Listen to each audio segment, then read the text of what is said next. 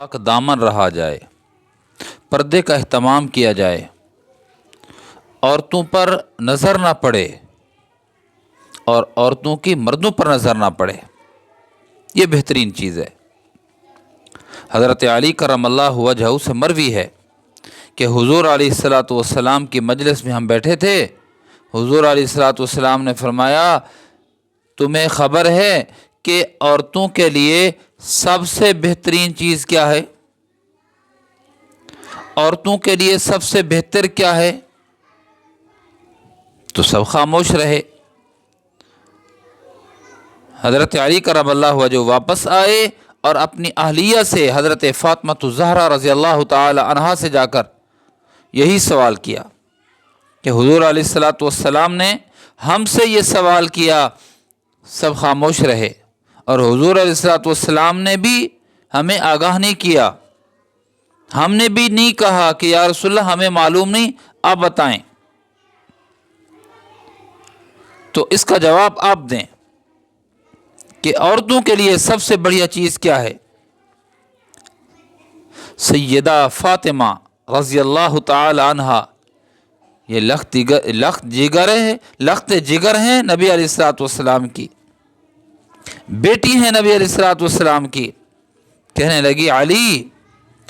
سب سے بہتر چیز عورت کے لیے یہ ہے کہ عورت کسی مرد کو نہ دیکھے،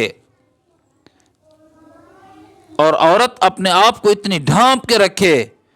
کہ کسی غیر محرم غیر مرد کی نگاہ اس بی بی عورت پر نہ پڑے۔ حضرت علی کہتے ہیں رضی اللہ تعالیٰ عنہ، میں پھر حضور علیہ الصلوۃ والسلام کی مجلس میں حاضر ہوا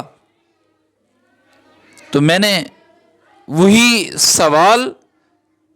پھر فاطمہ الزہرا رضی اللہ عنہا کی طرف سے جواب